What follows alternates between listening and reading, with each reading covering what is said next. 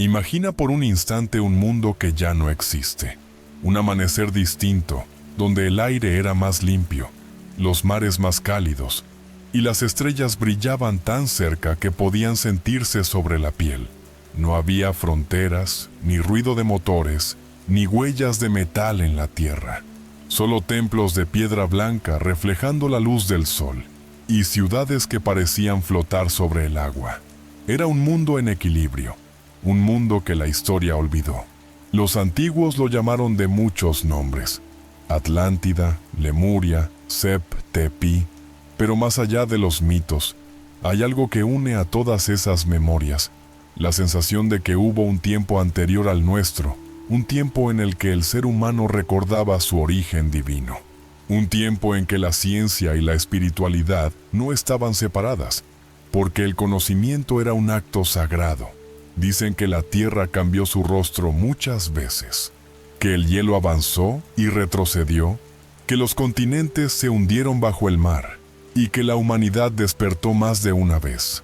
Pero hay un punto en el que todas las tradiciones coinciden: el diluvio, una gran purificación. Un silencio líquido que barrió con la soberbia y devolvió a la vida su humildad.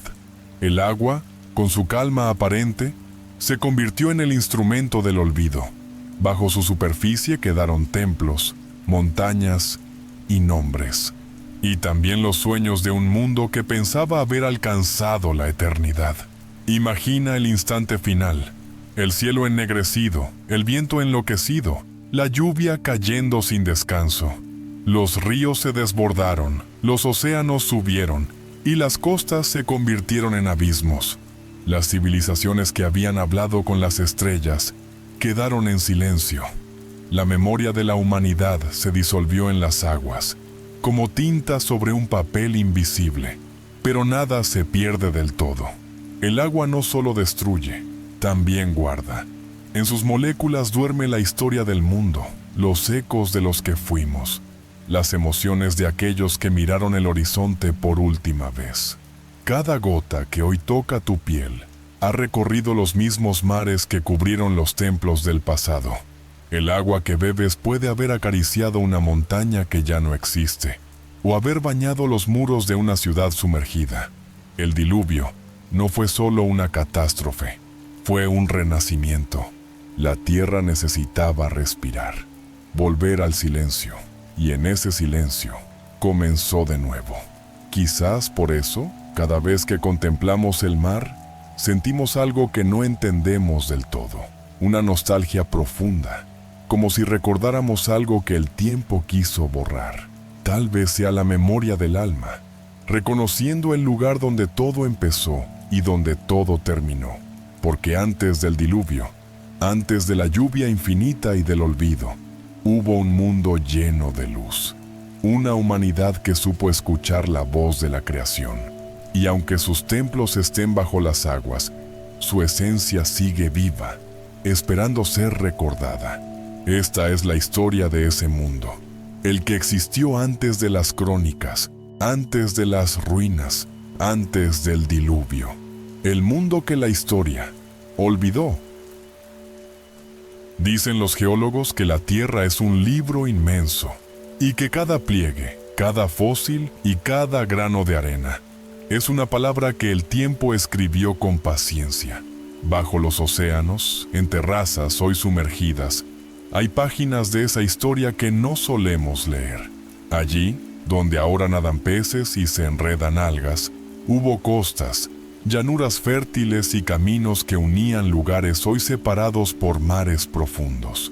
El mundo, antes del diluvio, parecía respirar con otra cadencia. El clima era distinto, la luz tenía un tinte más suave, y la memoria de la humanidad guardaba hábitos que hoy no comprendemos. Los mitos lo recuerdan con nombres diferentes, pero la emoción que transmiten es la misma. Una mezcla de nostalgia y advertencia. En Mesopotamia hablaron de reyes sabios que gobernaron antes de las aguas. En Egipto, de un amanecer primordial llamado Sep-Tepi. En la India, de eras luminosas en las que la verdad era la costumbre. En Mesoamérica, de soles que nacieron y cayeron, uno tras otro, hasta que el agua reclamó su silencio. Más allá de la alegoría, esas narraciones apuntan a un periodo en que la humanidad, según dicen, convivía con la naturaleza como quien comparte una respiración. Imagina ciudades abiertas al cielo, orientadas a las constelaciones, levantadas no para desafiar a los dioses, sino para hablar con ellos.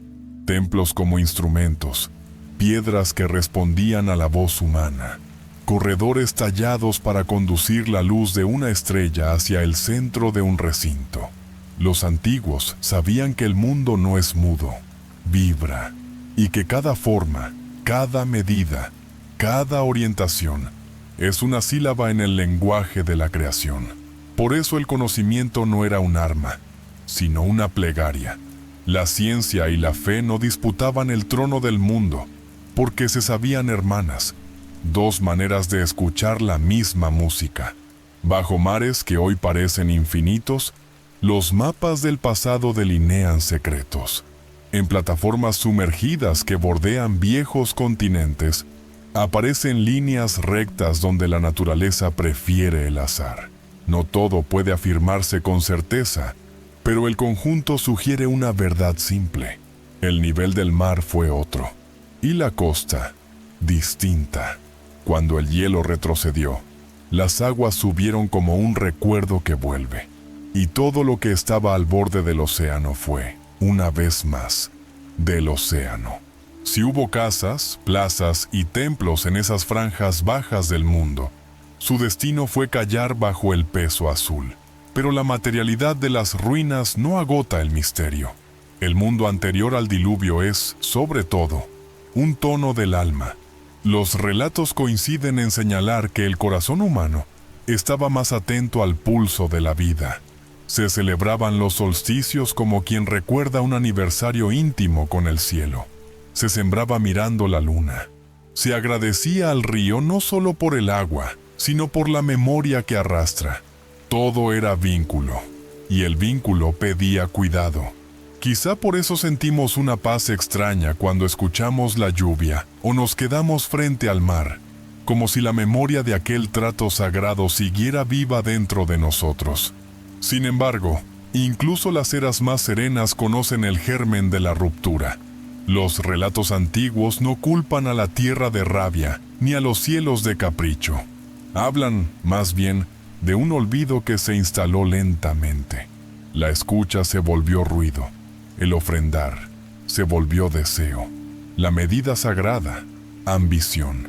Y cuando la vibración humana dejó de acompasarse con el ritmo de la creación, el equilibrio buscó su modo de regresar. El agua, paciente y poderosa, fue llamada a recordar. Antes de la gran lluvia, dicen, hubo señales. Cielos extraños, estrellas que no estaban en su sitio, estaciones heridas, animales inquietos. En los ríos apareció una prisa desconocida, y en el horizonte del mar, una línea distinta, apenas más alta, pero suficiente para que los sabios intuyeran lo inevitable. Algunos emprendieron viajes hacia tierras altas, otros se aferraron a sus oraciones, otros, confiando en la permanencia de lo conocido, se quedaron. Cuando el primer muro de nubes cerró el cielo durante días, la humanidad entendió que el lenguaje del agua iba a imponerse sobre todos los demás. El agua cae con suavidad sobre la hoja y con furia sobre la roca, pero siempre con la misma certeza. Vuelve a su casa. Las gotas que tocaron los templos del mundo anterior son las mismas que hoy dibujan ríos en los cristales de nuestras ventanas. Nada del agua se pierde, y quizá por eso nada del pasado se pierde del todo. La lluvia que apagó los altares de una civilización remota pudo haber sido la misma que, siglos después, calmó la sed de un viajero en el desierto. El mar que tragó ciudades duerme y sueña, pero no olvida. La memoria del agua no es un archivo de nombres, es una vibración. En ese mundo de antes, la educación tenía el pulso de la naturaleza. Se aprendía mirando, tocando, escuchando. Los niños sabían los nombres del viento y podían reconocer la intención del bosque por el modo en que crujían sus ramas. Los ancianos no se sentían dueños de una sabiduría, sino custodios de una continuidad. La medida del éxito no era el dominio, sino la armonía. Las herramientas eran bellas porque la belleza era una forma de respeto. Las fiestas eran calendarios encarnados. El arte no distraía, concentraba. Y en el centro de todo, una certeza luminosa. El Creador sostiene la vida, y la vida responde con gratitud. Cuando el equilibrio se quiebra, el mundo nos habla primero en susurros. Luego, si no escuchamos, eleva la voz. Finalmente, si todo lo demás falla, escribe la lección con elementos. El agua fue ese renglón definitivo. No vino, según los mitos, a castigar, sino a purificar, a borrar lo que el orgullo no conseguía soltar, a devolver el silencio donde el ruido había ocupado el lugar de la oración. Para quien lo mira con los ojos del miedo, el diluvio es destrucción. Para quien lo mira con los ojos del alma, es retorno. Un viaje de la superficie al origen. Tal vez por eso el recuerdo del antes nos conmueve con tanta fuerza. Porque entrevemos, tras la cortina del olvido, un modo de vivir que no era ingenuo ni primitivo, sino hondo. Un modo que sabía que la inteligencia sin humildad se extravía y que la fuerza sin ternura se vuelve contra sí misma. Ese mundo, dicen los viejos cantos, cayó bajo el agua no por falta de conocimiento, sino por falta de amor. Y el amor, cuando regresa, lo hace siempre de la mano del silencio. Después, el mar se retiró. El sol regresó sobre tierras nuevas. Los sobrevivientes contaron a sus hijos lo que vieron, y estos lo cantaron a sus nietos. Las palabras cambiaron, pero el pulso de la historia siguió siendo el mismo. Hubo un tiempo luminoso, vino el agua, y empezamos de nuevo. En la arena húmeda, alguien trazó el primer signo de una era distinta. Lo que el mundo anterior había aprendido no desapareció del todo. Quedó dormido en símbolos, en piedras orientadas, en ritos que todavía hoy repetimos sin saber por qué. Quien camina ahora junto al océano y escucha su rumor, tal vez no lo sepa, pero está escuchando también la voz de ese pasado. La espuma que lame la orilla trae mensajes en un idioma que el corazón reconoce. No son palabras, son ritmos. La ola dice, todo vuelve, todo se renueva, todo regresa a su fuente. Y en ese vaivén, el alma comprende que el antes del diluvio no es un sitio que pueda señalarse en un mapa, sino un estado de conciencia que podemos recordar. Por eso este viaje comienza con gratitud, a la tierra que sostiene, al agua que enseña, al cielo que guía y a Dios, creador de todo, que permite que olvidemos para que aprendamos a recordar. El mundo de antes del diluvio no está perdido si su lección atraviesa nuestra vida. Vino el agua, sí, pero también vino el renacimiento. Y toda renuncia verdadera, como toda gran lluvia, deja el aire limpio. Si miramos con calma los vestigios que quedaron tras el gran silencio, vemos un hilo fino que une orillas distantes. Las montañas de piedra alineadas con el curso del sol. Las avenidas que apuntan a estrellas que ya no nacen en el mismo lugar del cielo. Los calendarios que respiran como organismos, marcando no solo estaciones, sino estados del alma. Nada de eso es casual cuando el mundo comprende que vivir es participar de una música mayor. El antes del diluvio enseñó una arquitectura de la presencia. Todo debía ser digno del origen que lo hacía posible. El mar, al retirarse, dejó huellas que hoy llamamos costas, pero también dejó una enseñanza escrita en sus bordes. El límite no es enemigo, es contención. Las culturas que renacieron sobre la tierra húmeda aprendieron a levantar ciudades con otra prudencia. Cada piedra pedía permiso, cada puente era un acuerdo, cada templo una memoria activa del vínculo con el cielo. El error del mundo antiguo no fue la ambición de conocer, sino la renuncia a cuidar. Por eso, en los inicios de la nueva era, los sabios repetían una consigna: conocer para amar, amar para proteger. En esa repetición se formaron las primeras escuelas del espíritu. Se aprendía a leer el río como un texto vivo. Se enseñaba que el agua tiene carácter y que su curso puede enfermar si se lo obliga a hacer lo que no es. Se hablaba de la lluvia como de una visita, nunca como de un recurso, y del mar como de un maestro severo y tierno. Hubo quien quiso apresurar la memoria, arrancar del pasado promesas de poder, pero la paciencia volvió a ser el nombre secreto de la sabiduría. Lo que quedó de la edad de la luz no era un manual, sino un tono de conciencia. A veces, al atardecer, los recién llegados a las tierras altas recordaban con dolor los litorales sumergidos. Decían nombres en voz baja para que no se perdieran.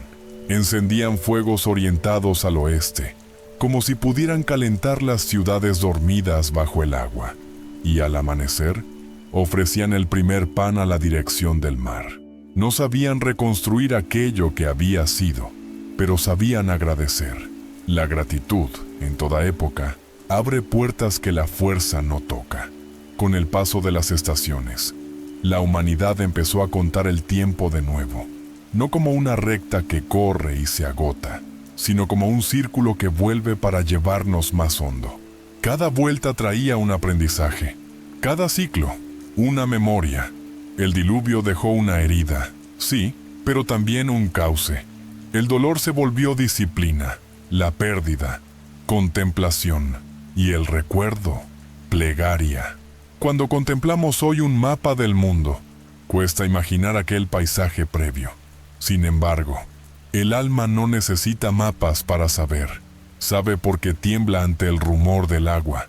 Sabe porque se ensancha cuando la lluvia llega a un campo sediento. Sabe porque en silencio reconoce el timbre de una verdad que no ha olvidado del todo. El mundo anterior al diluvio no fue perfecto, fue valiente. Se atrevió a vivir con el cielo por medida. Se atrevió a escuchar. Se atrevió a detenerse. Quizá por eso su caída no es derrota, sino rito. Un descenso para volver a subir con más claridad. ¿Y qué significa para nosotros recordar ese antes? No un ejercicio de nostalgia, sino una práctica de cuidado. Cuidar el agua que bebemos como si fuera antigua, porque lo es. Cuidar la palabra que decimos, porque vibra y permanece. Cuidar el ritmo de la vida, porque la prisa repite el error del olvido. Cuidar la belleza, porque la belleza mantiene unida la materia con el espíritu. Y cuidar la fe, porque nombrar a Dios como creador de todo es reconocer que nada nos pertenece y que todo nos sostiene. Hay una imagen que vuelve cuando cierro los ojos. Una terraza grande frente al océano, columnas que enmarcan el horizonte, un cuenco de piedra donde el agua reposa y refleja el cielo. No sé de qué puerto fue, ni en qué costa quedó dormida, pero cada vez que escucho la ola acercarse, siento que aquella gente sabía algo que todavía queremos decir. El origen no es un lugar, es una presencia. Cuando el agua subió y abrazó la terraza, no destruyó el origen, lo ocultó para custodiarlo. Y cuando retrocedió, dejó en nosotros un anhelo que todavía guía la mano del artista y la oración del campesino. Quizá por eso seguimos haciendo preguntas al mar. Le pedimos señales, augurios, respuestas. El mar responde con su constancia. Vuelve, se retira, vuelve. Enseña que toda ausencia tiene un retorno, que ningún silencio es vacío si se habita con confianza, que toda espera prepara la palabra justa. La gente del mundo anterior al diluvio lo sabía. Nosotros podemos volver a saberlo si aprendemos a mirar. El capítulo de aquel mundo no está cerrado. Se lee en los templos que aman la luz, en los pueblos que honran la lluvia, en las manos que siembran con paciencia. Se oye en los cantos que agradecen primero y piden después. Se intuye en las madres que enseñan a sus hijos a escuchar el viento, y se celebra cada vez que una comunidad decide cuidar un río como se cuida a un anciano amado. Antes del diluvio hubo una humanidad que habló con el cielo. Después del diluvio hubo una humanidad que aprendió a hablar con el silencio. Entre ambas hay un puente hecho de agua. Si lo cruzamos con humildad, el pasado deja de ser ruina y se vuelve promesa. Y la promesa, lejos de pastorear la nostalgia, nos invita a vivir de un modo que honre la fuente. Cuando la lluvia caiga esta noche, si te es posible, abre una ventana y escucha. No busques mensajes secretos. Recuerda que tu sangre tiene sal de antiguas mareas, que tu aliento tiene vapor de niebla primitiva, que tus ojos aprendieron a mirar en playas que ya no existen, y que en lo más hondo de ti aún canta un mundo que la historia olvidó, pero que Dios, en su paciencia, conserva intacto. Cuando el agua retrocedió y el mundo volvió a respirar, solo quedaron fragmentos del recuerdo. Los mitos fueron los primeros en despertar, como ecos que regresan del sueño, y entre todos ellos, uno brilló más fuerte que los demás, el mito de una isla que desapareció bajo el mar. Los griegos la llamaron Atlántida, y aunque muchos la consideren fábula, su historia parece contener la memoria colectiva de una civilización anterior al tiempo. Platón escribió sobre ella en los diálogos Timeo y Critias, afirmando que su conocimiento provenía de sacerdotes egipcios. Decían que, 9000 años antes de Solón, existió una tierra más allá de las columnas de Hércules, un imperio que dominaba los mares, y poseía una sabiduría tan grande como su orgullo. Los atlantes, al olvidar la humildad que sostiene al poder, atrajeron su propia caída, y en una sola noche, el mar se alzó y la isla desapareció. Para la mente moderna, es una metáfora de la soberbia. Para el alma, quizá, es una advertencia ancestral. Todo lo que se separa del equilibrio está destinado a volver al silencio. Pero Platón no hablaba en soledad. De un extremo a otro del planeta, culturas que nunca se conocieron comparten relatos similares. Continentes hundidos, ciudades devoradas por el mar, pueblos que desaparecieron dejando tras de sí templos alineados con estrellas que hoy apenas recordamos. En el Pacífico, las tradiciones polinesias hablan de Jiva, una tierra sagrada sumergida por los dioses. En el Océano Índico, los textos tamiles mencionan Kumari Kandam, el reino perdido al sur de la India. En los Andes, las leyendas quechuas narran que antes del diluvio existió una raza de sabios llamada los Hijos del Sol, que levantaron ciudades de piedra más antiguas que el mismo tiempo. Y en Egipto, los sacerdotes de Heliópolis decían que sus templos eran herencia de los reyes divinos de una era anterior, el Sep-Tepi, el tiempo del principio. ¿Y si todas esas historias fueran distintas formas de recordar una misma verdad? Una humanidad anterior, avanzada no solo en técnica, sino en conciencia. Un mundo donde la energía del cosmos era comprendida, no explotada. Un conocimiento transmitido no en libros, sino en resonancias. Los restos que nos llegan parecen hablar de ello. En las llanuras del altiplano boliviano se alza Puma Punku, un conjunto de bloques de piedra cortados con una precisión que desconcierta incluso a los ingenieros modernos. Sus ángulos son exactos, sus surcos, milimétricos, y su ensamblaje, tan complejo que algunos estudiosos dudan que pudiera lograrse con herramientas de piedra. En Egipto, el templo de Abidos guarda relieves que muestran vehículos imposibles para su tiempo. En Turquía, el santuario de Göbekli Tepe, datado en más de 11.000 años, parece haber sido erigido por manos que comprendían la geometría celeste y el simbolismo sagrado mucho antes de lo que la historia oficial admite. Cada uno de estos lugares es una grieta en la cronología, una evidencia de que algo grande existió y se perdió. Quizá no una única civilización global, sino un tejido de culturas conectadas por la misma conciencia espiritual. Civilizaciones que, al elevarse demasiado, fueron sumergidas para renacer en otra forma. En las escuelas de misterio del antiguo Egipto se enseñaba que el conocimiento no se pierde, solo cambia de plano, que lo que el agua borra en la piedra, la vibración lo guarda en la memoria del mundo, y que, de tanto en tanto, algunos seres despiertan recordando fragmentos de ese saber antiguo, como destellos de una vida que la historia ya no nombra. Imagina por un momento cómo sería una humanidad así. No un pueblo de máquinas, sino de mentes claras. No una civilización obsesionada con acumular, sino con comprender. Vivían según la armonía de los ciclos naturales, las mareas, los equinoccios, los latidos de la tierra. Sabían que el cuerpo humano es un microcosmos, una réplica del universo, y que cada acción, por pequeña que sea, altera el equilibrio de la totalidad. Algunos de esos pueblos fueron llamados dioses, por los que vinieron después. Los sumerios hablaron de los Anunnaki, seres que bajaron del cielo para enseñar la agricultura y la escritura. Los incas recordaron a Viracocha, un hombre de barba blanca que emergió de las aguas para traer el orden. Los mayas, a Kukulcán. Los olmecas, a Quetzalcóatl. Distintos nombres, una misma figura.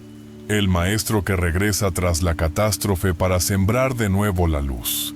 Quizá no sean dioses externos, sino la memoria interior de una humanidad que alguna vez conoció su propia divinidad. En la quietud del fondo marino, esas historias siguen vibrando. Los satélites modernos detectan formas simétricas bajo el Caribe, trazos que sugieren antiguos caminos. En el Mediterráneo, exploraciones con sonar revelan estructuras que podrían corresponder a aldeas sumergidas hace milenios. Y cada año, nuevas ruinas emergen con el retroceso del hielo. La Tierra, poco a poco, devuelve los secretos que había guardado. El olvido no es definitivo cuando el propósito del alma es recordar. Por eso, al estudiar los vestigios del pasado, no solo desenterramos piedras, desenterramos resonancias. Cada templo que miramos, cada inscripción que desciframos, es una conversación con los ancestros. Y los ancestros, en su silencio, parecen decirnos que la sabiduría no se mide por la altura de las torres, sino por la profundidad del espíritu. El tiempo que precedió al diluvio fue una escuela inmensa. Las civilizaciones del olvido aprendieron lo que nosotros aún estamos aprendiendo, que la materia sin alma se vuelve peso, y que el alma sin materia se disuelve. Cuando ambas se unen, la creación canta, y ese canto, dicen los antiguos, era audible en los templos de piedra, en las pirámides y en los círculos sagrados donde el sonido hacía visible la forma. El diluvio, entonces, no solo borró muros, borró la soberbia, y dejó en nosotros la nostalgia de una sabiduría perdida que aún vibra bajo la superficie del agua. Las civilizaciones del olvido no murieron del todo, se disolvieron, se mezclaron, se reescribieron en mitos. De sus fragmentos nacieron las culturas que hoy llamamos antiguas, como hojas nuevas que brotan del tronco de un árbol quemado. En cada una de ellas, el recuerdo de aquel tiempo se vistió con otros símbolos. Pero la esencia fue la misma, la idea de un origen luminoso, una caída inevitable y la promesa del retorno. En Egipto los sacerdotes decían que los primeros constructores no eran hombres comunes, que vinieron de una tierra que el mar había tragado, trayendo consigo la medida de las cosas y el conocimiento de las estrellas. En las orillas del Nilo se guardaba un mapa del cielo, y se enseñaba que cada templo debía reflejarlo. El cuerpo humano, el firmamento y la piedra eran uno. Cuando un aprendiz aprendía a levantar un muro, también aprendía a levantar su alma. En los Andes, las leyendas cuentan que los hijos del sol descendieron después del gran diluvio para guiar a los hombres que habían olvidado el fuego. Les enseñaron a sembrar, a observar los astros, a reconocer el ritmo de la lluvia. Eran maestros de la quietud. Su presencia no imponía, inspiraba. Y cuando su tarea se cumplía, se retiraban hacia el horizonte, prometiendo volver cuando el corazón humano estuviera listo para recordar. En la India, los textos védicos describen un diluvio que marcó el final de una era y el comienzo de otra. El sabio Manu fue advertido por un pez divino del cataclismo inminente. Construyó una nave y preservó en ella las semillas de la vida. Cuando las aguas retrocedieron, el mundo renació. No solo la tierra, también la conciencia. El mensaje es claro. Lo que se salva no son las paredes, sino las posibilidades. Y cada generación debe elegir si guarda la semilla del recuerdo o la deja hundirse en la corriente del olvido. Los arqueólogos modernos, aunque a menudo escépticos, reconocen que algo extraordinario ocurrió al final de la última glaciación. Los registros muestran un ascenso súbito del nivel del mar, extinciones masivas y migraciones humanas inexplicables. El mismo periodo coincide con el origen repentino de la agricultura, la escritura y la astronomía, como si la humanidad, tras un largo sueño, hubiera despertado con la urgencia de reconstruir lo perdido. ¿Fue simple evolución o memoria que aflora? Tal vez ambas, porque la evolución no contradice el recuerdo, lo amplifica. Los sabios antiguos sabían que el tiempo es circular, que lo que parece pasado regresa disfrazado de futuro. Por eso decían que cada era repite la lección anterior, hasta que la conciencia la asimila. La Atlántida, Lemuria, Sep-Tepi, no son solo lugares, son estados del alma. Cuando la humanidad olvida su unidad con lo divino, se hunde. Cuando la recuerda, resurge. Hoy, los océanos guardan más del 70% de la superficie del planeta. Son, literalmente, la memoria líquida de la Tierra. Y bajo su manto azul duermen historias que aún no hemos aprendido a escuchar. Las corrientes marinas viajan por los mismos caminos que siguieron los antiguos navegantes. El agua que se evapora del Pacífico puede caer como lluvia sobre las ruinas de Egipto. El planeta respira, y con cada ciclo de evaporación y retorno nos susurra. Todo está unido, todo forma parte de una misma creación. Las civilizaciones del olvido sabían eso. Sus símbolos, sus templos y sus cantos lo repetían. Y aunque desaparecieron de la superficie, su enseñanza no se extinguió. Porque cuando una verdad es profunda, el universo mismo la preserva. La transmite en el lenguaje del arte, en la vibración del sonido, en la intuición que de pronto ilumina al pensador o al poeta. A veces, cuando la ciencia contemporánea descubre algo nuevo, parece que lo hace por primera vez, pero quizás solo está recordando lo que ya se sabía antes del agua. La física cuántica habla de campos de información invisibles. Los antiguos hablaban del éter divino. Los modernos estudian la resonancia de la materia. Los sabios del olvido practicaban la resonancia del alma. Ciencia y mística, dos espejos del mismo océano. Por eso, al mirar hacia atrás, no deberíamos buscar solo ruinas, deberíamos buscar reflejos.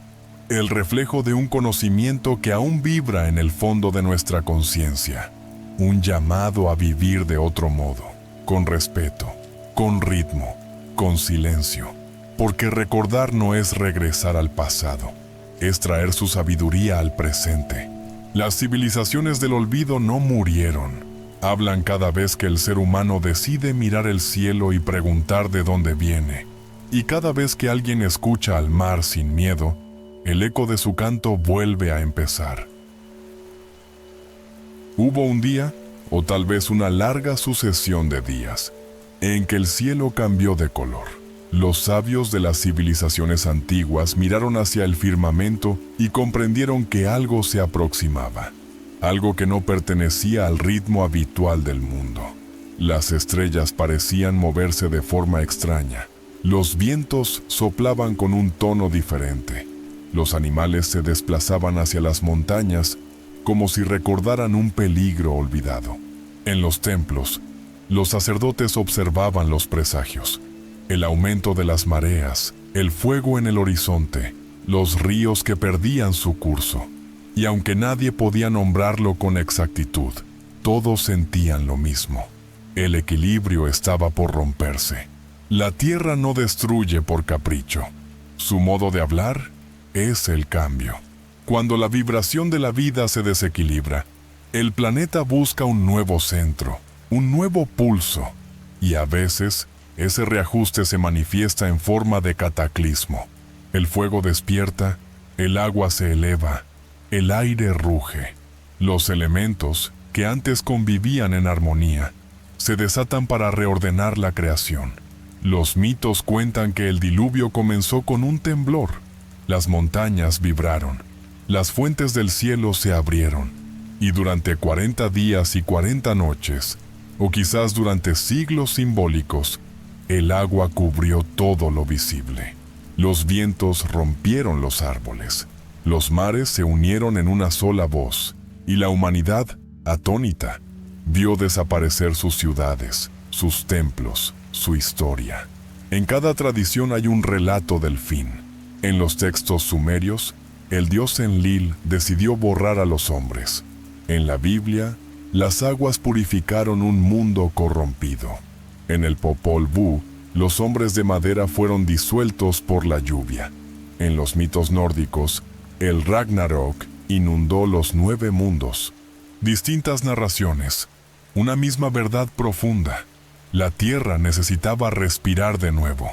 La ciencia moderna también guarda memoria de aquel cambio. Hace unos 12.800 años, un súbito calentamiento puso fin a la última edad de hielo. Los glaciares se derritieron en pocas generaciones. El nivel del mar subió más de 100 metros y vastas regiones costeras fueron tragadas por el océano. Algunos investigadores sugieren que un impacto cósmico aceleró el proceso. Otros hablan de erupciones volcánicas gigantescas o de una inestabilidad climática global. Sea cual fuere la causa, el resultado fue el mismo.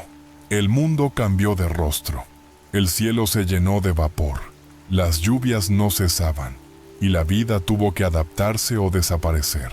Para quienes sobrevivieron, cada amanecer era un milagro. La tierra se había convertido en un espejo inmenso de agua.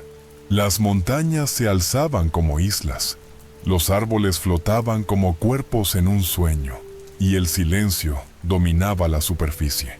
Los pocos que quedaron se refugiaron en cavernas, en valles altos, en cuevas que más tarde serían sus templos. Allí encendieron los primeros fuegos de la nueva humanidad, y en el resplandor tembloroso de esas llamas, comprendieron que todo lo que el agua había llevado, también había purificado. El cataclismo no solo transformó la geografía, transformó la conciencia. Los hombres y mujeres que emergieron después de las aguas ya no eran los mismos. Habían visto el poder absoluto del planeta, su compasión y su severidad. Sabían que el suelo bajo sus pies podía desaparecer en un instante, y que solo la fe, la memoria y la gratitud podían sostenerlos. Por eso, en cada cultura posterior, el primer gesto de adoración fue hacia el agua. Los egipcios consagraron el Nilo, los hindúes veneraron el Ganges, los pueblos andinos ofrecieron hojas de coca al lago Titicaca. Todos reconocían en el agua no solo un elemento vital, sino el rostro mismo del renacimiento. El fuego destruye lo visible, el agua borra lo invisible. Ambos actúan donde la materia se aferra al orgullo, y cuando la materia se suelta, el alma asciende. Así entendieron los sobrevivientes el propósito del diluvio. No era una venganza divina, sino una corrección sagrada, una oportunidad de empezar de nuevo, de recordar el orden original. Las ruinas del mundo anterior se convirtieron en escuela, el mar en maestro, y la lluvia en plegaria. Quizá fue entonces cuando nació el concepto de pecado. no como culpa, sino como desconexión. La humanidad había olvidado el pulso de la creación, y el diluvio vino a recordárselo. Cada gota era una sílaba del mismo mensaje. Recuerda quién eres, recuerda de dónde vienes. Y en la memoria del agua quedó grabada esa voz. Por eso aún hoy, cuando llueve, sentimos una extraña melancolía. No es tristeza, es el alma recordando su origen. En los textos egipcios del Libro de los Muertos, se dice que el alma, para renacer, debía atravesar un lago de purificación. En el cristianismo, el bautismo repite el gesto del diluvio, el agua que limpia, que borra, que reinicia. La humanidad, en todas sus religiones, parece haber conservado la lección del cataclismo como rito. Cada inmersión, cada baño ritual, cada lágrima, es una pequeña repetición del gran renacimiento. Los que sobrevivieron al diluvio fueron los primeros caminantes del nuevo mundo, sin mapas, sin herramientas, sin historia, pero con una conciencia despierta. Cada semilla que plantaban era un acto de fe. Cada palabra que pronunciaban, una oración. Sabían que la tierra, en su misericordia, les había concedido otra oportunidad, y esa gratitud se convirtió en el fundamento de todas las culturas posteriores. El renacimiento fue lento, como todo lo que vale. El agua comenzó a retirarse, revelando costas nuevas, montañas que antes no existían, valles tallados por torrentes antiguos. Los cielos se despejaron, y una luz dorada, más suave que la de antes, bañó la tierra. Era como si el planeta respirara después de una larga fiebre. Los sobrevivientes miraban el horizonte con una mezcla de miedo y esperanza. El mar aún rugía, pero su voz ya no era amenaza, era promesa. Y en esa promesa nació la historia. La humanidad que emergió del cataclismo no se definió por lo que había perdido, sino por lo que eligió recordar. Recordar el valor del silencio. Recordar que la tierra no se posee, se cuida. Recordar que la vida es un préstamo sagrado. Los mitos del mundo posterior al diluvio están llenos de pactos, de leyes, de instrucciones divinas. Son los contratos espirituales de una especie que aprendió, por fin, la fragilidad. En Mesopotamia, Utnapishtim recibió de los dioses la inmortalidad como símbolo de gratitud. En la tradición hebrea, Noé plantó una vid después de descender del arca. Él vino como signo del renacimiento del alma. En la India, Manu enseñó a sus hijos a venerar el sol naciente. En América, los pueblos reconstruyeron sus aldeas mirando siempre al este, hacia la luz. Cada cultura transformó el trauma en ceremonia. Cada pueblo hizo del recuerdo un altar. El agua había borrado los nombres, pero no los significados. Y de esas huellas invisibles surgió una nueva forma de sabiduría, la contemplación. El ser humano comprendió que conocer no bastaba, había que comprender. Y comprender no era analizar, sino sentir. La ciencia del Nuevo Mundo fue la observación silenciosa. Los primeros astrónomos no buscaban controlar el cielo, sino entender su compás. Los primeros agricultores no forzaban la tierra, sino que le pedían permiso. El Renacimiento fue un regreso a la humildad. El cataclismo había enseñado algo que ninguna escuela podía enseñar: la interdependencia. Los sobrevivientes sabían que cada gesto tenía consecuencias. El árbol talado sin propósito empobrecía el alma tanto como el suelo. El agua desperdiciada era una ofensa. La palabra injusta, una herida en el tejido del mundo. Así nacieron los primeros códigos éticos, las primeras religiones, los primeros cantos que hablaban de un creador amoroso y de la necesidad de cuidar su obra. Quizá ese fue el verdadero nacimiento de la espiritualidad. No el miedo a perderlo todo, sino el reconocimiento de que todo pertenece a Dios. Las estrellas se convirtieron en maestros, los ríos, en escrituras vivas, y cada ser, en un reflejo del todo.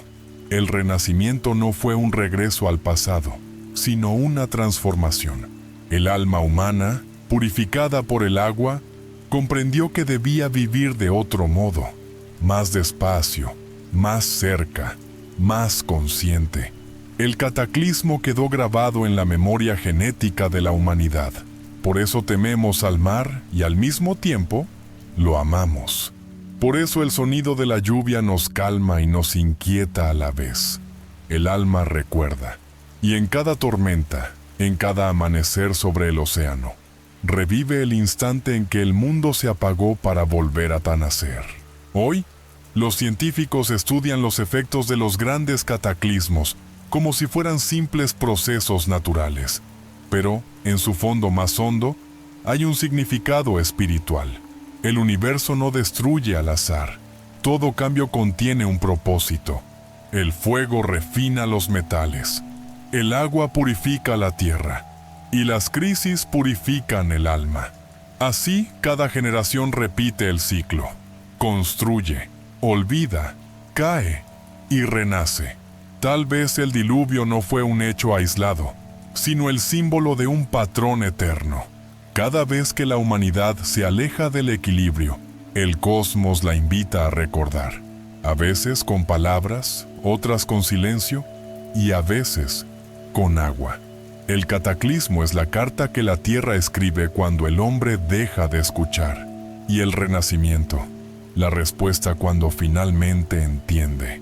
Hoy, después de milenios, aún podemos oír ese eco si guardamos silencio. El mar sigue respirando su lección. La lluvia sigue repitiendo su mantra. Y el alma, cada vez que se limpia de su propio ruido, revive el primer amanecer después del diluvio. Porque toda destrucción esconde una semilla, y toda semilla, una promesa. Lo que el agua llevó, el espíritu lo guarda, y lo que el espíritu guarda, tarde o temprano vuelve a florecer. Dicen los antiguos que el agua no olvida, que cada gota guarda la huella de todo lo que ha tocado, de cada voz que la nombró, de cada emoción que la acompañó. Por eso, cuando la lluvia cae, sentimos algo que no entendemos, una mezcla de alivio, nostalgia y reverencia. Es la memoria del planeta hablándonos, repitiendo su canción más antigua. El agua fue el primer espejo. Antes de que existieran los metales pulidos, los hombres se miraban en los ríos.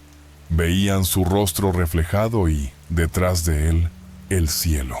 Aprendieron que mirar el agua era mirar el alma, porque el agua, como la conciencia, adopta la forma de todo lo que la contiene, pero nunca pierde su esencia. En los mitos de casi todas las culturas, el agua ocupa el primer lugar en la creación. En el Génesis, el Espíritu de Dios se movía sobre las aguas antes de pronunciar la luz. En Egipto, el dios Nun era el océano primordial del cual emergió la colina sagrada. En la India, el universo flotaba en las aguas de Vishnu mientras dormía el sueño cósmico. Los pueblos polinesios contaban que todo comenzó en el océano infinito de Tangaroa, y los sabios del Tao decían: el agua es la sustancia más blanda, pero nada la supera. Todos coincidían en lo mismo. El agua es origen y retorno.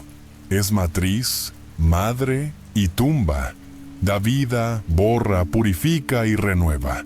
Es el único elemento que cambia de forma sin perder identidad. Vapor, líquido, hielo. Su plasticidad es una lección de humildad. El agua no resiste, fluye, no combate, rodea, y al final, siempre vence. La ciencia moderna, sin buscarlo, ha confirmado algunos misterios que los antiguos ya intuían. El investigador Masaru Emoto mostró que las moléculas de agua responden a las palabras, a la música, a la intención. Cuando se pronuncian pensamientos de amor o gratitud, los cristales formados son armoniosos, bellos, geométricos. Cuando se proyectan ira o desprecio, la estructura se fragmenta. El agua siente, o quizá el agua traduce la vibración de la conciencia.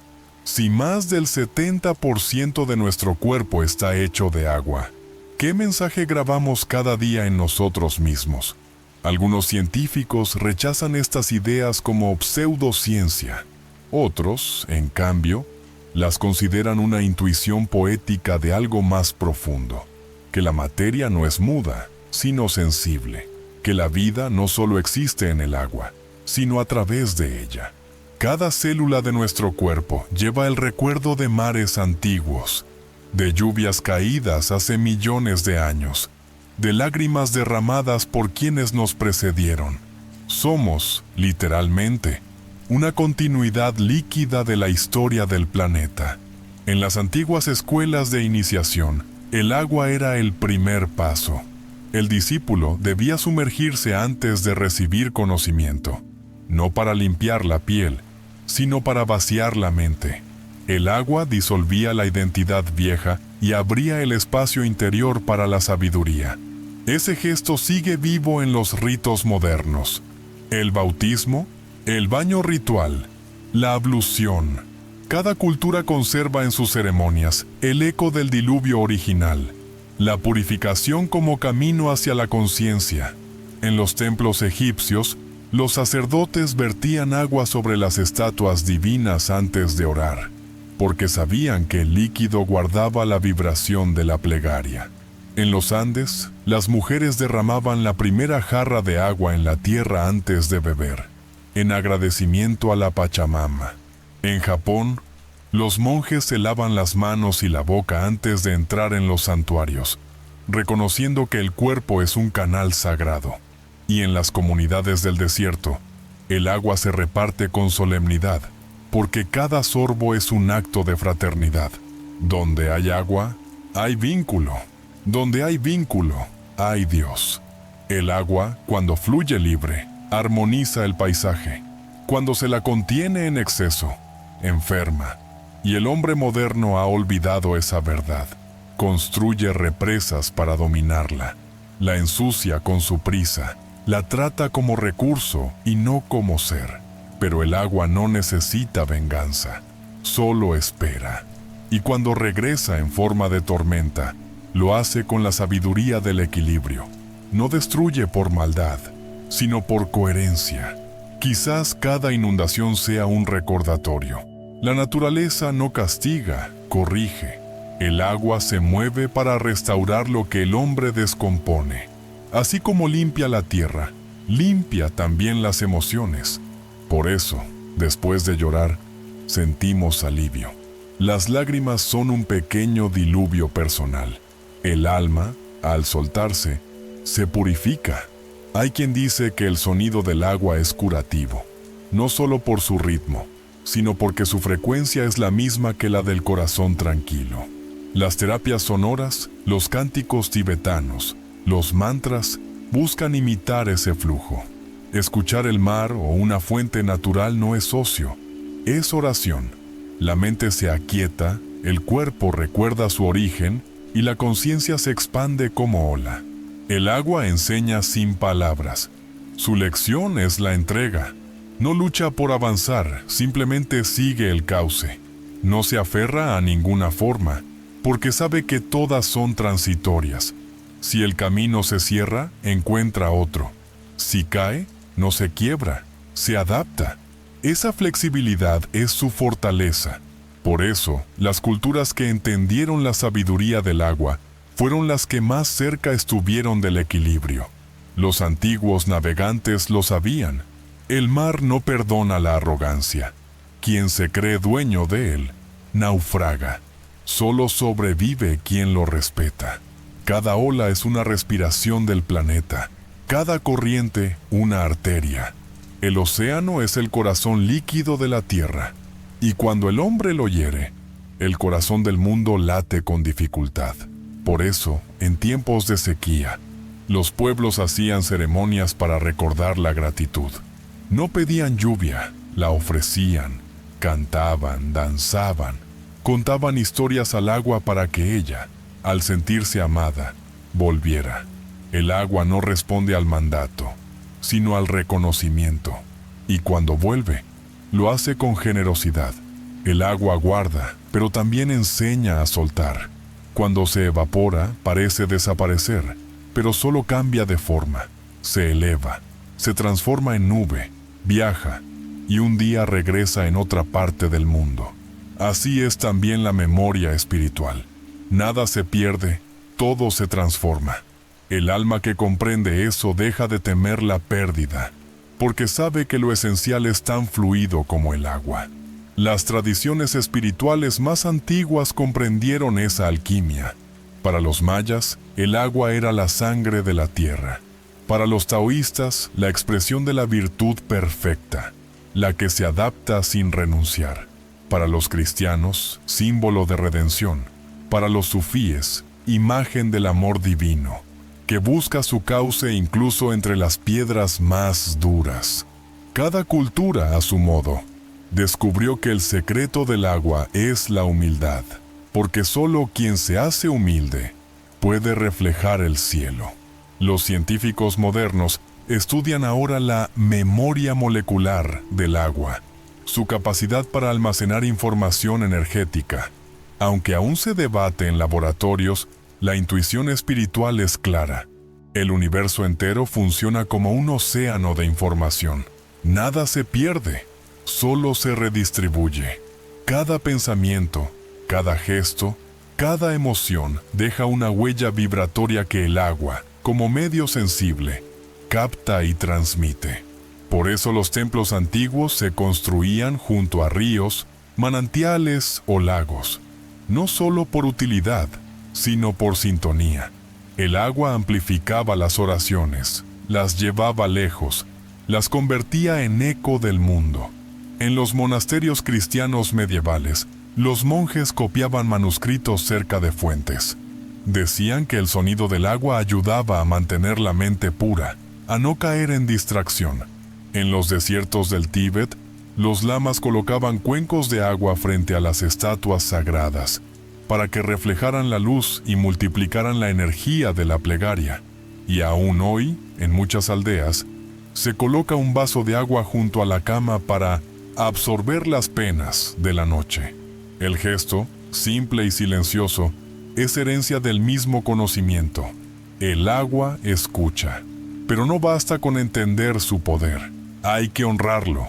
Cada río que contaminamos, cada océano cubierto de plástico, es una herida en la memoria del mundo.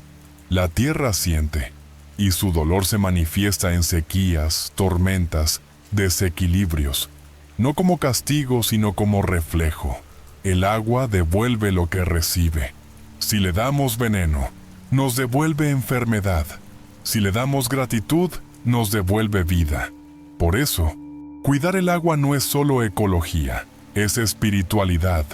Cada vez que abrimos un grifo, deberíamos hacerlo con conciencia. Cada sorbo, con gratitud. Cada ducha, con humildad. La vida moderna nos ha hecho olvidar que el agua es un milagro cotidiano.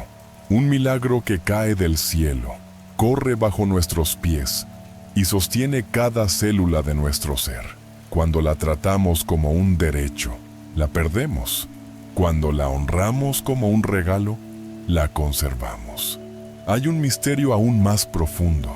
El agua parece recordar la forma de la oración. En estudios acústicos se ha descubierto que los cantos gregorianos, los mantras tibetanos y las invocaciones árabes producen patrones de vibración similares a los de las gotas de agua sometidas a sonido, como si el agua reconociera las voces que la nombran con amor.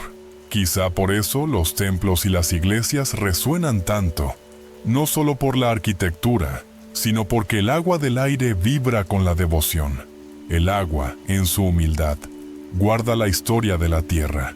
Cada océano es una biblioteca viva. Las corrientes marinas son sus estanterías, las nubes, sus mensajeros. Y cuando llueve, es como si la tierra se leyera a sí misma. El ciclo del agua es, en realidad, un ciclo de memoria. El planeta recuerda lo que ha sido y lo reescribe cada día. Nosotros somos parte de ese ciclo. Nuestro cuerpo, al sudar, al llorar, al respirar, participa de la lectura universal. Somos hojas de ese libro líquido que se llama vida. En el silencio de la noche, cuando todo parece detenerse, el agua sigue fluyendo. En las venas, en los ríos, en el aire. Nunca descansa, porque su tarea es mantener el equilibrio. A veces, cuando la escuchamos correr, sentimos paz. No porque no haga ruido, sino porque su sonido es orden. Y el alma reconoce el orden. Así, cada vez que alguien bebe agua con gratitud, el mundo entero se purifica un poco. El agua nos recuerda lo que la historia olvida, que la vida no se conserva por la fuerza, sino por el flujo, y que la pureza no es ausencia de impureza, sino capacidad de renovarse. Por eso, cuando decimos que el agua limpia, en realidad decimos que transforma. El barro no desaparece, se vuelve tierra fértil. El dolor no se borra, se convierte en comprensión. El alma, cuando acepta su propio diluvio interior, deja de temer al cambio. La purificación es, entonces, una forma de amor, un regreso al estado original del ser. Y el agua es su vehículo. Cada gota es una bendición silenciosa. Cada corriente, una oración en movimiento. Y cada lluvia, una carta del Creador recordándonos que aún hay esperanza. Cuando las aguas finalmente se retiraron, el mundo se encontraba irreconocible. El horizonte había cambiado. Los ríos buscaban nuevos cauces. Los valles estaban cubiertos de un verdor joven, nacido del barro fértil. La tierra parecía respirar otra vez.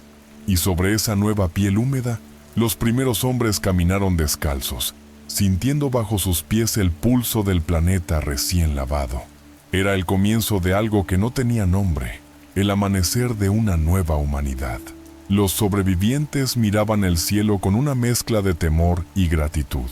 Sabían que el sol que ahora los iluminaba era el mismo que había desaparecido entre las nubes del diluvio, pero su luz era distinta, más suave, más tierna.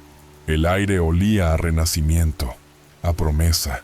Cada piedra, cada gota, parecía sagrada. El mundo entero era un altar. El silencio dominaba las llanuras.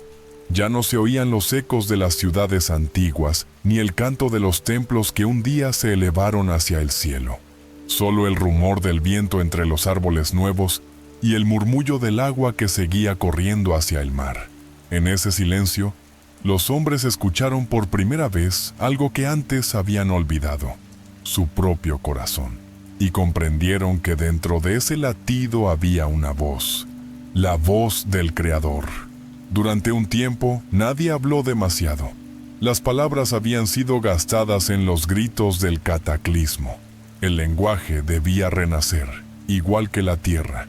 Y así fue como el silencio se convirtió en el maestro de los nuevos días. El alma humana, purificada por el agua, aprendió a escuchar. Escuchó el sonido de las hojas, el ritmo de la lluvia, el canto de los pájaros, y en cada uno de ellos reconoció una enseñanza. Las primeras comunidades nacieron de la cooperación. Ya no se trataba de conquistar, sino de sobrevivir juntos. El ego, disuelto por la experiencia del diluvio, dejó espacio a la fraternidad. El fuego volvió a encenderse, pero esta vez como símbolo de unión, no de poder. Se compartía el pan, se cuidaban los niños, se honraba a los ancianos. Cada gesto, por simple que fuera, tenía el peso de lo sagrado. La tierra también despertaba. Los bosques crecían sobre la antigua ruina. Los animales regresaban, los ríos cantaban como si celebraran la reconciliación. Todo florecía con un brillo nuevo. El planeta, purificado, ofrecía de nuevo sus dones, y la humanidad aprendía a recibirlos con humildad. Fue entonces cuando nacieron los nuevos mitos. Los hombres, mirando las estrellas, comenzaron a narrar historias sobre lo ocurrido. Hablaron del agua que todo lo cubrió, del fuego que se extinguió, del sol que volvió a nacer. Cada historia era un intento de entender lo incomprensible, de darle forma al misterio. y en esas narraciones se fundaron las primeras religiones. Los sabios de aquel tiempo enseñaban que el diluvio no fue una desgracia, sino un renacimiento, que lo viejo debía morir para que lo nuevo pudiera florecer, y que Dios, en su infinita compasión, había permitido a la humanidad empezar de nuevo. Así, las generaciones posteriores crecieron con una reverencia profunda hacia la naturaleza. No la veían como enemiga, sino como madre. La lluvia no era amenaza, sino bendición. El trueno no era castigo, sino palabra divina. En los valles de Mesopotamia, los hombres empezaron a trazar surcos en la tierra. El primer arado fue una oración. Sembraban semillas y observaban cómo el agua las despertaba. Ese milagro cotidiano, la vida brotando del barro, era una repetición simbólica del gran despertar del mundo. Cada espiga que crecía era un recordatorio del perdón divino. Cada cosecha, una confirmación del pacto entre el cielo y la tierra. Los que aún recordaban los tiempos antiguos guardaban silencio sobre lo perdido. Sabían que la memoria debía renacer poco a poco, para no herir. Pero en sus miradas había una profundidad que los demás no comprendían. Ellos eran los guardianes del recuerdo, y con el paso de los siglos, su sabiduría se transformó en símbolos, en geometrías, en rituales. De su conocimiento nacieron las pirámides, los calendarios sagrados, los cantos que marcan los solsticios. Nada de eso fue invención, fue memoria codificada. La nueva humanidad comprendió que el alma, como la tierra, también pasa por diluvios, que hay momentos en que todo se derrumba y sin embargo, después, algo renace con más fuerza. El cataclismo, entendido como dolor, se volvió maestro y el renacimiento, como esperanza, se volvió camino. Los pueblos empezaron a mirar el cielo no para buscar señales de destrucción, sino para agradecer la continuidad. El arco iris, símbolo del pacto divino, fue la primera palabra de paz del nuevo mundo. Con el paso de las generaciones, los descendientes de los sobrevivientes comenzaron a construir aldeas. Donde antes hubo ruinas, levantaron casas de barro y piedra. Aprendieron a domesticar los animales, a cultivar la tierra, a observar los ciclos del clima. La agricultura y la astronomía nacieron juntas, porque quien sembraba debía conocer el tiempo del cielo. Y así, mirando el movimiento de los astros, los hombres redescubrieron la armonía que sus ancestros habían perdido. El despertar después del agua no fue solo físico, fue espiritual. El alma colectiva del ser humano se abrió, como la tierra después de la lluvia. La fe se volvió el centro de la existencia. Cada día comenzaba con una oración al sol y terminaba con un canto a las estrellas. La vida entera se volvió ritual, no porque el hombre temiera a Dios, sino porque reconocía su presencia en todo. El recuerdo del diluvio se transmitía de boca en boca, pero con una diferencia esencial. Ya no se contaba como tragedia, sino como enseñanza. Los abuelos decían a los niños: hubo un tiempo en que olvidamos quiénes éramos, y el agua vino a recordárnoslo. Y los niños, escuchando, aprendían a mirar la lluvia con respeto. Esa educación silenciosa formó el alma de las civilizaciones posteriores. Egipto, Sumeria, China, los Andes, Mesoamérica. Todas ellas heredaron, de algún modo, la sabiduría del Renacimiento. Los templos se convirtieron en mapas del cielo, y cada rito en un recordatorio del equilibrio perdido. Las pirámides apuntaban al norte como un gesto de orientación interior. Los sacerdotes, al pronunciar los himnos, reproducían el ritmo de las mareas. Las fiestas agrícolas imitaban el ciclo del agua. Siembra, espera, cosecha, descanso. Todo el mundo era una gran sinfonía de gratitud. Y aunque el tiempo, como siempre, trajo nuevas pruebas, la lección del diluvio permaneció grabada en lo profundo de la memoria humana. Los pueblos sabían que cada exceso traía su consecuencia. que cuando el corazón se llenaba de orgullo, la vida se replegaba, y cuando se abría al amor, el mundo florecía. Esa sabiduría transmitida en símbolos se convirtió en la base de toda ética. La humildad no era debilidad, era supervivencia. Con el paso de los milenios, esa enseñanza se fue desdibujando. La humanidad volvió a distraerse con sus logros, volvió a olvidar su conexión con el agua, con la tierra, con lo sagrado. Pero en cada era, siempre surgieron voces que recordaron la antigua verdad. Los profetas, los místicos, los poetas, todos repitieron la misma melodía. Vuelve al origen, recuerda el equilibrio. Esa melodía es la misma que el mar sigue cantando.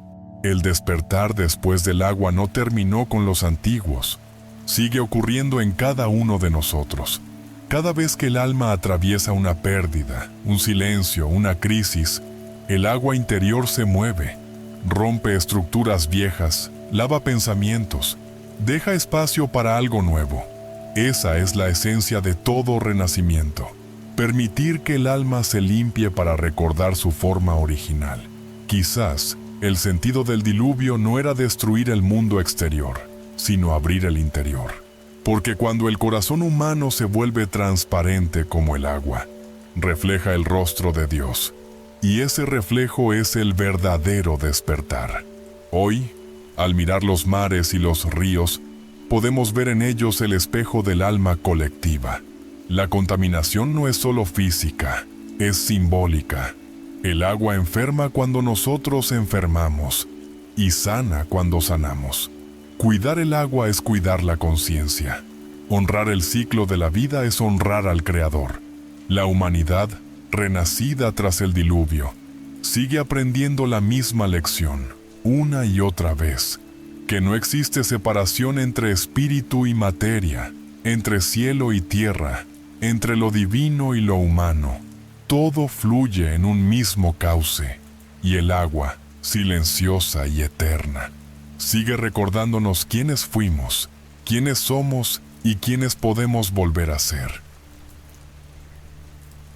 El agua dejó ruinas y memoria, y de esa memoria las nuevas civilizaciones levantaron su destino. Las culturas que florecieron después del gran diluvio no partieron de la nada. Recogieron los fragmentos del mundo anterior, los limpiaron con lágrimas y los transformaron en símbolos. Cada piedra colocada, cada templo construido, fue un intento de recordar lo perdido.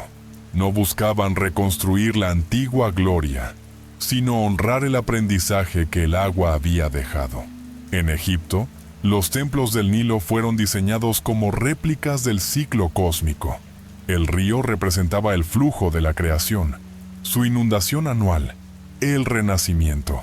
Las orillas se convirtieron en frontera entre la vida y la muerte, entre la materia y el espíritu. Cada faraón, al construir su tumba, imitaba el viaje del alma por las aguas del más allá. Las pirámides, con su forma ascendente, eran barcos de piedra apuntando al cielo. Su geometría era oración petrificada, una plegaria escrita en ángulos perfectos. En Mesopotamia, el agua siguió siendo el centro de la vida. Los sumerios erigieron ciudades junto a los ríos Éufrates y Tigris, que consideraban divinos. En sus templos, los Apsu, cámaras llenas de agua, simbolizaban el océano primordial del que surgió la existencia. El dios Enki, señor de las aguas profundas, era también el dios de la sabiduría. No es casual. El conocimiento verdadero, como el agua, nace del silencio y fluye hacia quien sabe escuchar. En la India, los textos védicos conservaron la reverencia por el agua como madre de la vida. Los ríos eran considerados deidades, y bañarse en ellos era purificarse de la ignorancia. El Ganges, hasta hoy, es visto como un hilo que conecta el cielo y la tierra. Cada gota que cae sobre la piel de un creyente es una semilla de luz, una promesa de renacimiento. Allí se comprendió que el alma humana es también un río, nace en lo invisible, atraviesa la tierra del tiempo y finalmente regresa al océano del espíritu. En los Andes, los pueblos que heredaron la sabiduría del diluvio construyeron canales, acueductos y terrazas que no solo eran obras de ingeniería, sino de respeto. La Pachamama, la Madre Tierra, era vista como un ser vivo y el agua como su sangre. Cada canal se hacía con permiso. Cada fuente era sagrada. El sonido del agua en movimiento acompañaba las ceremonias agrícolas, recordando a los hombres que la prosperidad depende del equilibrio, no del control. Y en Mesoamérica, los mayas, toltecas y mexicas erigieron sus templos cerca de cenotes, pozos naturales de agua pura. Allí realizaban ofrendas, no por miedo, sino por gratitud. Sabían que el agua no solo une la tierra con el cielo, sino también la superficie con el inframundo. Para ellos, el agua era el puente entre los tres mundos, el humano, el celestial y el subterráneo, un símbolo de tránsito, transformación y renacimiento. Así, de una orilla a otra del planeta, la humanidad guardó el eco del diluvio en su arquitectura, su arte y su religión. Las civilizaciones del agua entendieron que lo sagrado no está en las piedras, sino en la intención. Cada templo, cada mural, cada ofrenda era una conversación con la memoria del universo. No adoraban el agua por sí misma, sino al misterio que ella encarnaba, la fuerza invisible que limpia y renueva. Los mitos del agua se multiplicaron. En todos ellos aparece el mismo gesto, el descenso al fondo para volver transformado. El héroe que atraviesa el océano, el profeta que cruza el río, el sabio que medita junto a una fuente. El agua es siempre el escenario del cambio. En ella el alma se refleja, se reconoce y renace. El legado de esas civilizaciones no fue solo material, sino espiritual. Nos enseñaron que la evolución no consiste en acumular poder, sino en aprender a fluir, que la verdadera sabiduría no se impone, se comparte, y que el mundo solo se mantiene en pie cuando el ser humano recuerda que pertenece a algo mayor. En los templos egipcios, una inscripción dice: «Del agua venimos, al agua volveremos». Esa frase, tan simple, encierra el corazón de toda filosofía antigua. La vida como ciclo, no como línea. La muerte no era el fin, sino el regreso al origen líquido. El alma, al abandonar el cuerpo, volvía al océano espiritual del que nació. Quizás por eso las civilizaciones antiguas no temían al agua, aunque conocían su poder. Habían aprendido que no hay destrucción sin creación, ni olvido sin memoria. Cada diluvio, cada tormenta, cada lágrima, era parte del gran ritmo del mundo. Un compás que solo la humildad puede seguir. Con el paso de los siglos, el legado del agua se transformó en arte. Los mosaicos, las fuentes, los estanques reflejaban la idea de equilibrio. En el sonido del agua, los pueblos antiguos encontraban la misma cadencia que en sus oraciones. Las ciudades más sabias no buscaban dominar el río, sino dialogar con él, y esa relación dejó huellas que todavía respiramos. En los jardines persas, el agua era el alma del paraíso. Las acequias formaban figuras geométricas que simbolizaban el orden del cosmos. Los viajeros decían que bastaba escuchar el murmullo de esos canales para sentir paz. Era el recuerdo inconsciente de un tiempo anterior al ruido. Los sabios diseñaban esos lugares no para el placer, sino para la contemplación, porque donde el agua fluye en armonía, el pensamiento también se aquieta. En el Mediterráneo, los romanos construyeron termas, no solo por higiene, sino por filosofía. El baño era una ceremonia de equilibrio. El cuerpo se limpiaba y la mente se purificaba. Se entendía que la salud no era ausencia de enfermedad, sino coherencia entre interior y exterior. El agua, al tocar la piel, restauraba esa coherencia. En el lejano oriente, los maestros taoístas enseñaban que el sabio debía imitar al agua. Sé como el agua, decían, porque no resiste y por eso vence.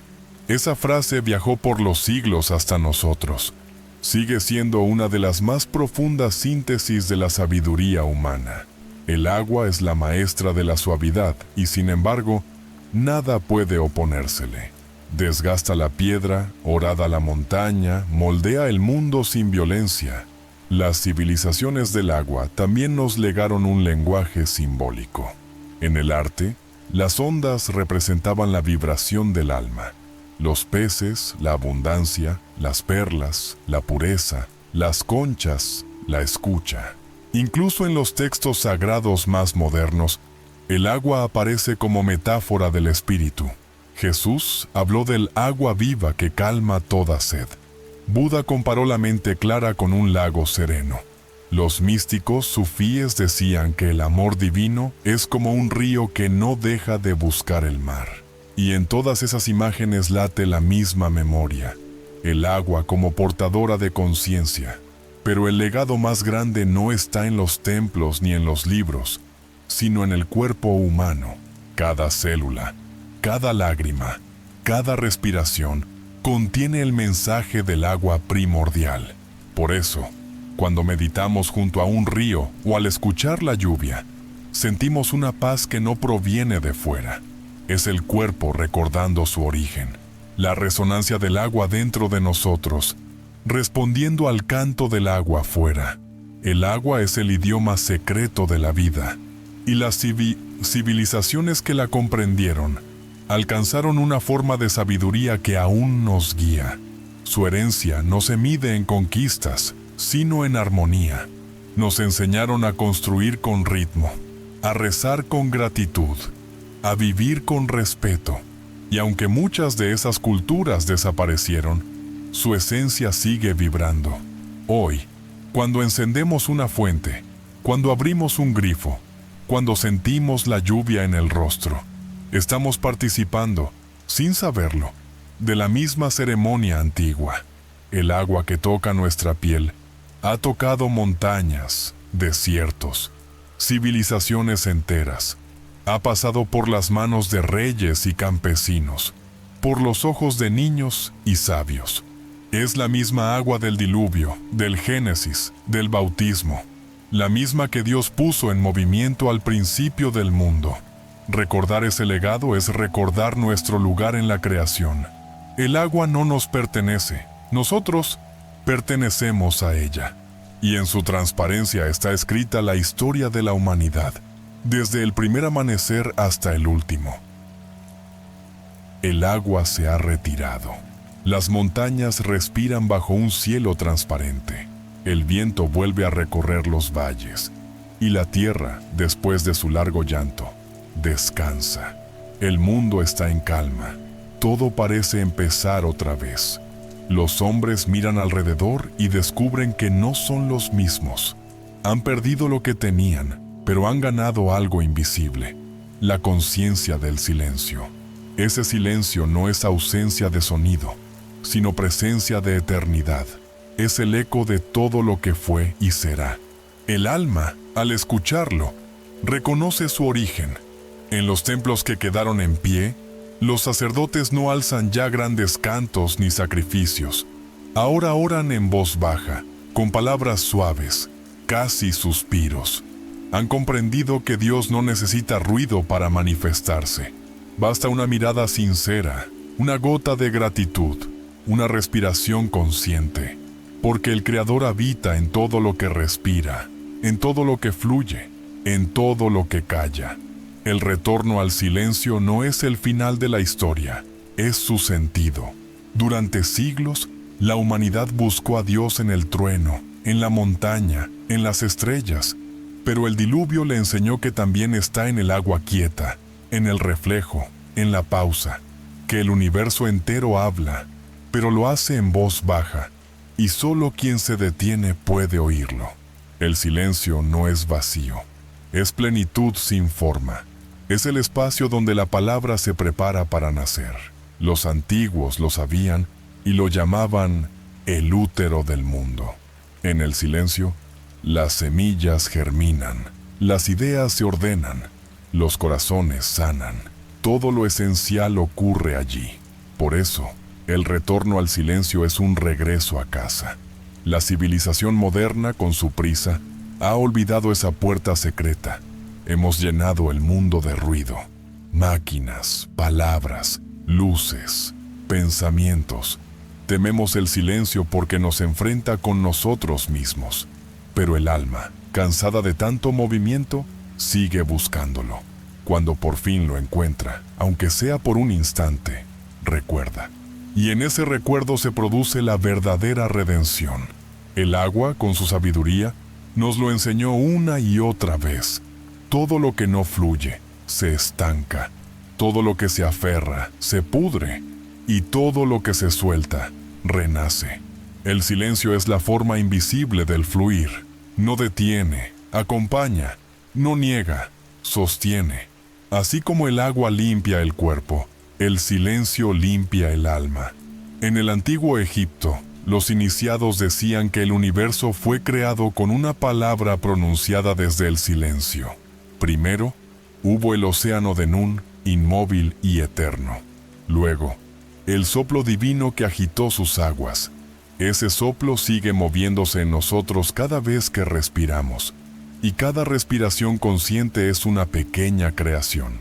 Cada exhalación, una ofrenda.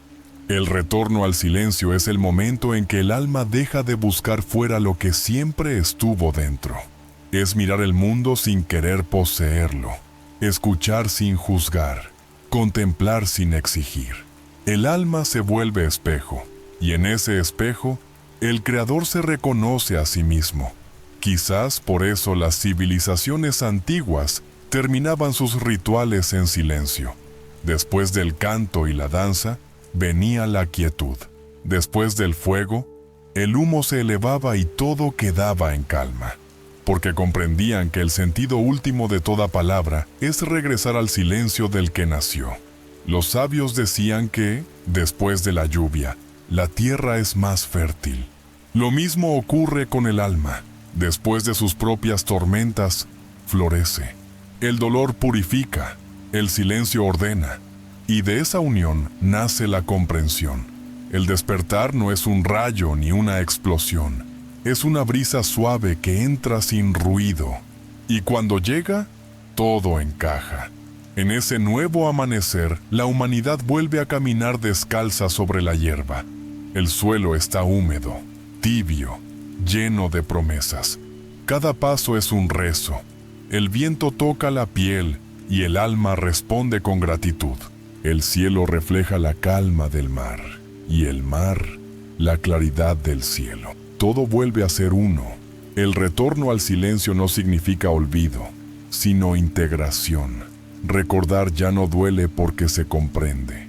La memoria del agua, la voz del fuego, el suspiro del viento, el pulso de la tierra, todo forma parte de un mismo canto. El universo, en su vastedad, no grita, susurra, y quien aprende a escuchar ese susurro se libera del miedo. Los pueblos antiguos dejaron su sabiduría escrita en piedras, pero el mensaje más profundo lo guardaron en el aire y en el agua, porque sabían que las piedras pueden romperse, pero el flujo permanece. El agua no puede encarcelarse sin que muera. Del mismo modo, la sabiduría no puede poseerse sin que se marchite. Solo quien la comparte la mantiene viva. Así, cada generación recibe el eco del agua en su propia vida. Cuando una madre acaricia a su hijo, cuando un anciano mira el atardecer, cuando un joven se sienta frente al mar en silencio, el ciclo continúa, porque el amor también fluye, y en su fluir, el mundo se renueva. Hoy, la humanidad enfrenta nuevos diluvios, no de agua, sino de información, de ruido, de prisa. La marea digital nos ahoga con voces, imágenes y exigencias. Pero el alma, en su sabiduría antigua, sabe que la respuesta no está en gritar más fuerte, sino en callar. Solo el silencio puede mostrarnos qué es esencial Solo en la quietud escuchamos la verdad.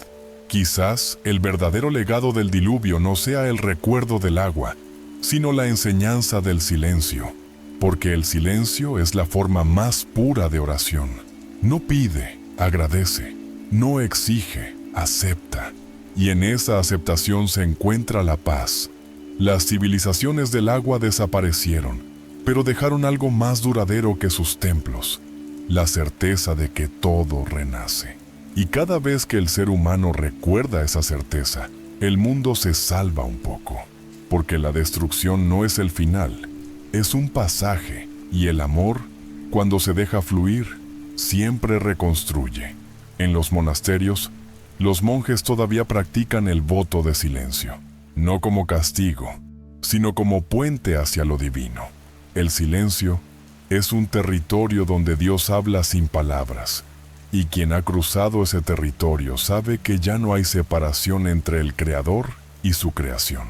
Somos gotas del mismo océano, pensamientos de la misma mente, respiraciones del mismo aliento.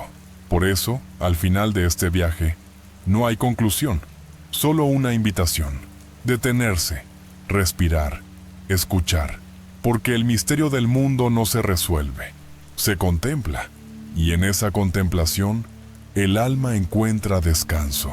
El retorno al silencio es también un retorno a la esperanza, a la fe serena en que todo tiene sentido, incluso lo que no comprendemos. El universo no se equivoca. Cada ola, cada tormenta, cada diluvio, cada lágrima, forma parte de un diseño amoroso. Dios no destruye, renueva. Y en cada renovación hay un llamado: recordar la unidad. Así, mientras el mar sigue respirando bajo la luz de la luna, la tierra guarda silencio. No es el silencio del vacío, sino el silencio del corazón que late con calma. El mismo silencio que existía antes del diluvio, cuando la humanidad y Dios aún hablaban el mismo idioma. Ese idioma no era palabra, era presencia, y aún vive, esperando que volvamos a escucharlo. Si alguna noche miras el mar, quédate quieto. No pienses, no busques, no temas. Escucha. El sonido que oyes no es solo el agua, es la voz del tiempo. Y entre sus olas, aún resuena el eco de aquel mundo que la historia olvidó, pero que el alma, silenciosamente, recuerda. A veces olvidamos que venimos del agua, que cada célula de nuestro cuerpo guarda el eco de aquel océano primordial. El diluvio no fue solo una historia del pasado, fue una lección escrita en la memoria del planeta y también en la nuestra, porque todos, en algún momento, atravesamos nuestro propio diluvio, momentos en que la vida parece borrarlo todo, para luego devolvernos, con ternura, aquello que verdaderamente importa. Y cuando las aguas interiores se calman, cuando la mente se aquieta y el alma vuelve a respirar, descubrimos algo simple y eterno, que Dios nunca nos ha abandonado, solo esperaba que recordáramos su silencio. Así termina este viaje, no con una respuesta, sino con una invitación, a mirar el mar con nuevos ojos, a escuchar la lluvia como una oración, a volver al silencio donde todo comenzó. Si este viaje te tocó el corazón, suscríbete, comparte y acompáñanos en el próximo misterio, donde la historia, la ciencia y el alma vuelven a encontrarse.